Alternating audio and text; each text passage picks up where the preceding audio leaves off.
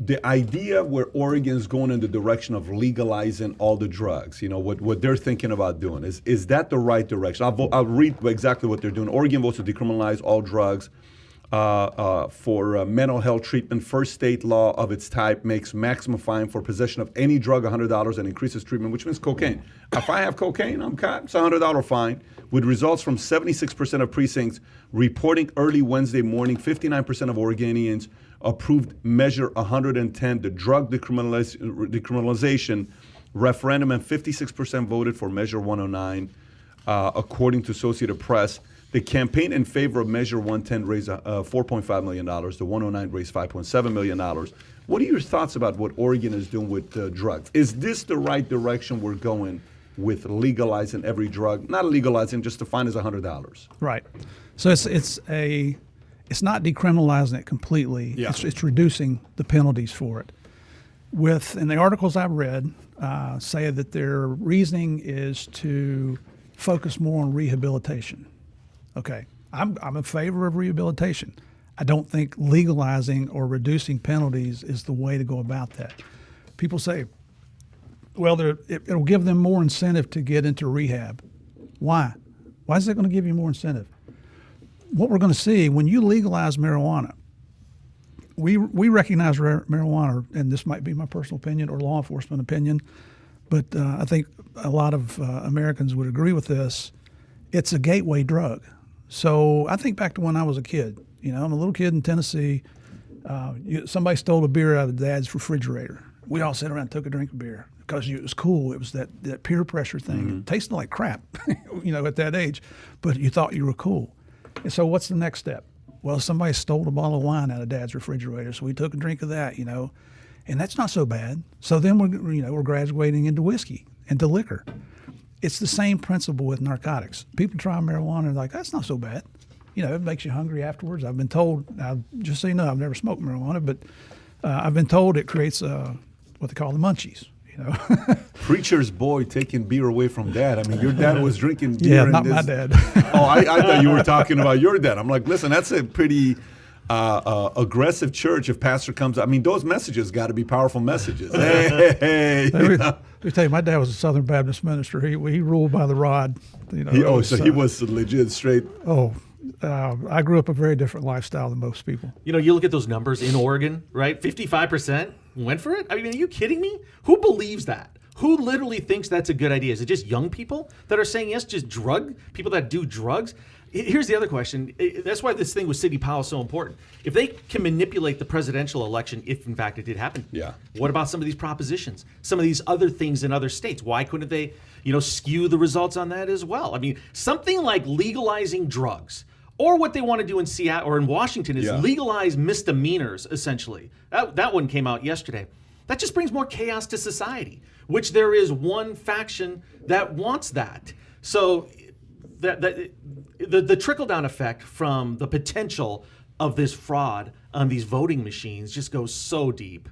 Well, and you look at marijuana, and it's, people say, well, it's harmless. No, it's not. People say it's a victimless drug. Well, a couple of months ago, I did a little spot for a TV station in L.A. where 7 people were murdered in Riverside, California, in a marijuana grow site.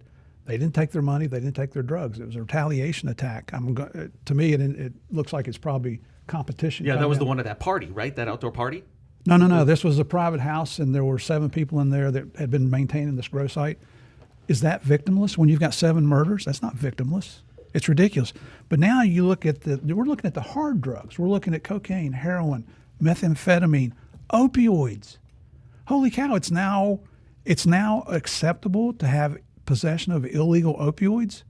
And another thing that's not even being talked about very much is the counterfeit medications coming to the United States, many of which are laced with fentanyl. So Javier and I, the last 2 years, we've been working with a group called Partnership for Safe Medicines. Mm-hmm. We've been on Capitol Hill twice, once for the House side, once for the Senate side. Last year, we went and spoke to the American Legislative Exchange Conference, which was legislators from all 50 states, right here, down the road in Austin, Texas. We received a positive reception from them, but I was a little surprised that so many of the state legislators were unaware that this is a problem. People say, well, we need to be able to buy our medications from online Canadian pharmacies. Talk to the Canadian. Talk to the RCMP. There is no such thing as an online Canadian pharmacy. What they do, the bad guys will ship it in from Pakistan, China, India, whatever countries that it may be originating in. It passes through China. Anybody can create a website. We've got a website. It didn't cost anything, very little to create a website. And you put a picture of a maple leaf on there, and this is what we're doing. It's all bogus because it passes through Canadians. Do the Canadian law enforcement or medical professionals have a responsibility of checking the package? No, it's just a pass-through country. So you don't know what you're getting. The counterfeit, the bad guys, what they'll do is they'll take the active ingredient out of a pill. If it's an opioid, they'll take that out and replace it with nothing. Just leave the binders in there that hold the pill together. So if you think you're getting cancer meds, you might be taking a placebo and not know it. They might leave a little bit of the active ingredient in there, but you're still not getting what you thought you were. Right amount that you thought you were getting. Right. Right. And then if they put fentanyl in there, oh my gosh. I mean, you guys know it takes 3 or 4 grains of fentanyl, not grams, grains. Think of a grain of salt. That's enough for an overdose. That's how Prince died. Exactly. So, I mean, we're looking at, what's the latest numbers I saw, roughly 70,000 deaths from overdose here in the United States. Yeah. Over 46,000, I think, were attributed just directly to opioids. And now in Oregon, it's okay if you've got counterfeit opioids or you got opioids that you don't have a prescription for. One of the most dangerous things in our country. And not just Oregon. D.C. passed, have tentatively passed for the psilocybin mushrooms, the psychedelic mushrooms, to be legal in D.C. Now, I live outside of D.C. Maybe the politicians need to take some, though. Maybe they will come out with some new ideas. Steve's I don't know. bypassing marijuana and going right to the mushrooms, aren't you? Oh. I mean, party time. But here's my question for you. I don't even drink alcohol. Here's my question for you, though. The way you started it, you said we're the #1 country in cocaine. It's the cheapest it's ever been. Wholesale prices are down, which means it's coming in more. And it's not a statistic we want to lead in. And then you said you can go to any street right now if you wanted to buy cocaine, you could, right? Okay, fine. So if you and I today wanted to go on a project, we had the camera crew following us in a very low-key way to go on the streets of Dallas to see if we can find cocaine, we're probably going to end up finding cocaine. We may need 30 minutes to an hour, but we're probably going to end up finding cocaine, which may not be a bad project to put Mario and Adam on, just to kind of, if they get arrested. Be careful. Just let the camera roll and send them out. Be careful. Be very careful. But here's where I'm going with it. The libertarian position, many of the libertarian position is legalize all of it. If you want to put that on your body, do it. If you want to kill yourself with it, go for it. I mean, it's not like you can't kill yourself with alcohol. Many people are killing themselves with alcohol. Matter of fact, up to date, there's only been one person that killed himself with marijuana based on statistic, but God knows how many people have killed themselves with alcohol, right? Mm-hmm. What's the big deal if we legalize marijuana? What's the big deal if we legalize these things? It's not like they can't get it anyways. I mean, you yourself said you can get it. So if you can get it, if we do legalize it, does it get rid of the drug dealers that are out there? I guess that's the question. Well, we've legalized marijuana. Have we gotten rid of the Mexican marijuana growers? Have we stopped the violence? Not at all. It's too lucrative a market. They make too much money in that. And what's happened with the legalized marijuana is the jurisdictions where it's legal have taxed it so heavily, it's more expensive. So they can buy what we call skunk weed. They can buy the illegally grown marijuana cheaper. So the market's still there. But here's the other thing. Should you and I and Tom, should we change our morals and our standards for money? I don't agree with that. When these people become addicted, are you and I, who work hard for our money, who pay our taxes, we've worked hard all our lives. I'm retired and I'm working as hard now as I ever did. Should we be responsible for creating rehabilitation programs? Would it make a difference? Would they have gotten the drug regardless if it was legal or illegal? Well, when it's legal, people think, well, if it's legal, it must be okay. It must not be that bad. You think that's what they think? Because for me, even though cigarettes are legal and alcohol is legal, I don't think it's good. I mean, every time I see somebody smoking cigarettes, I tell myself, what are you smoking cigarettes for? I mean, we know at this point it's terrible. For what are you smoking? So how many more commercials do you need? How many more, how many of those things do you need to see to say this is not something I want to do? I mean, it's families being lost over cigarettes and alcohol. So, and if you choose to drink responsibly, let's just say you want to go have a whiskey. Let's just say you want to go have a cigar and a whiskey with friends. Okay, fine. But cigarettes are legal. I mean, you remember the movie they did? What's that one movie they did with that one actor that played in one of these Avengers movies or Batman, Spider-Man movie? What's the Spider-Man movie. Anyways, one guy plays a bad guy in. He plays a bad guy in Batman, I believe, and it's the story of Philip Morris, how he's going around telling people that cigarettes are not bad for you. It's okay for you. It's not addicting. And he's a phenomenal lobbyist, incredible lobbyist. This movie blew up because of how he exposed Philip Morris's lobbyists, how great of a job they were doing going out there convincing people it's not that bad for you. And then eventually they had to put the sign saying, if you smoke cigarettes, this could kill you, you could get cancer, et cetera, et cetera. So if people are already going to get their hands on it, what's the difference if it's legal or illegal?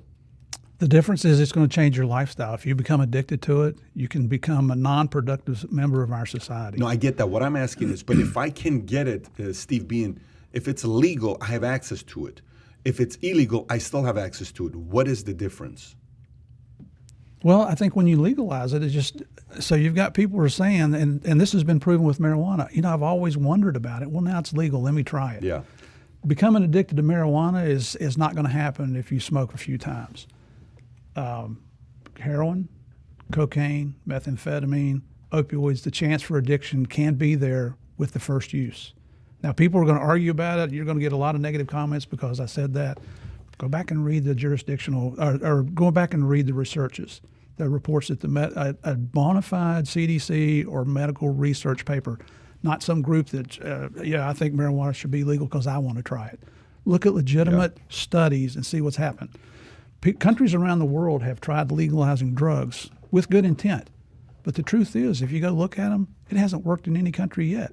You end up with more addicts. You got more people out there that are not working. You want people sleeping on your front lawn trying to break in your house so they can obtain money. They say, well, if you legalize it, then, that will cut down on crime.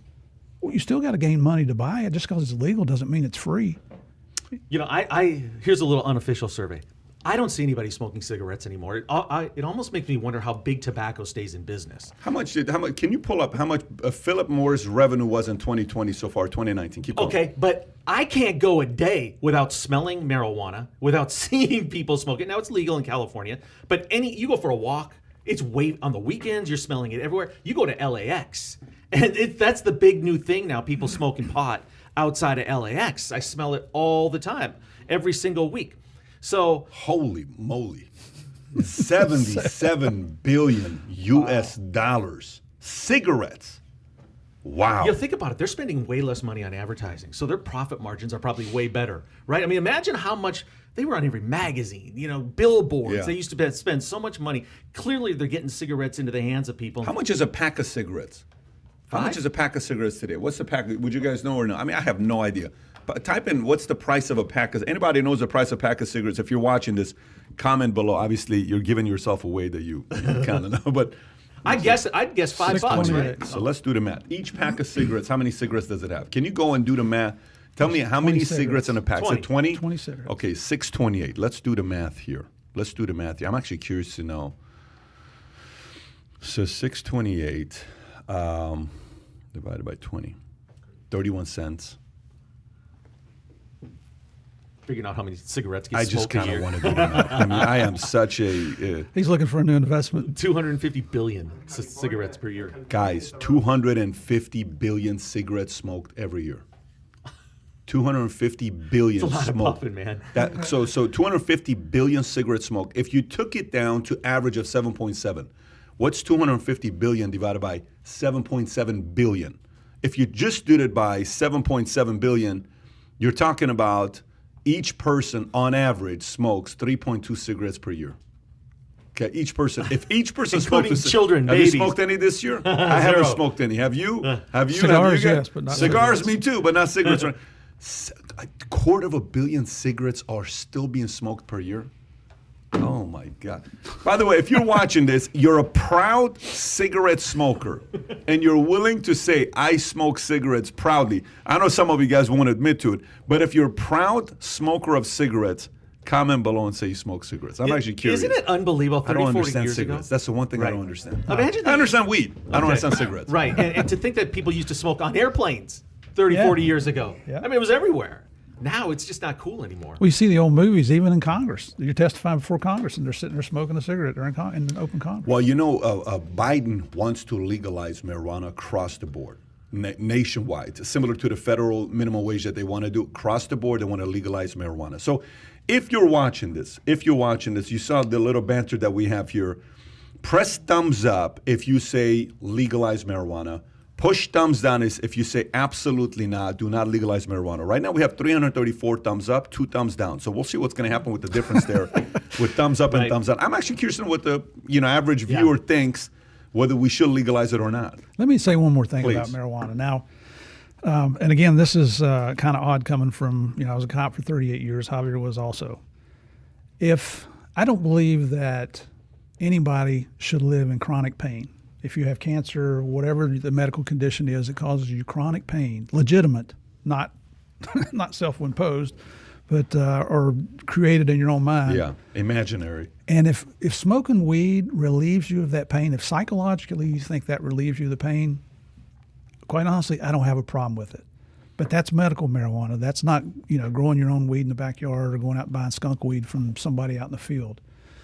I just don't think that anybody deserves to live in that kind of pain. And we've had family members pass from cancer as well as other illnesses. So I know that's kind of odd coming from us. Or when I say us, I'm talking about Javier as well, because we've had long discussions about this. But legalizing these other drugs, including marijuana, I don't think is the answer. What is the answer? Well, I think we should do a much better job at educating our young people at the earliest possible age. So I've got 5 granddaughters now. If I have to scare the crap out of them at the youngest age possible to get them to realize how bad the effects of narcotics are, I'm okay with that. And I love my granddaughters. I'll do anything for them. But we need to do a better job of educating. We used to have the DARE program, a past say no to drugs. A past organization did away with the budget. Was that Nancy Reagan? Is that the she came created up with it? Yeah. The education part is so important. It starts at home. If you can't train your kids by yourselves, you're screwed. And then what about all these families where the parents smoke marijuana? They're smoking pot, so they're experiencing it throughout their childhood. They're seeing it. It's accepted. Their friends are doing it. Me personally, here's one message I preach. You're a loser if you do drugs. And I just stay with that with all 3 of my kids, and it's working so far. Well, DEA has a program. I'm not speaking as DEA because I'm retired, and I'm not an expert on this at all, but I'm aware of an initiative they have called the 360 strategy. So people want to come in and say, hey, law enforcement, it's your responsibility to stop drugs. One organization can't stop it. It's so prevalent in our society.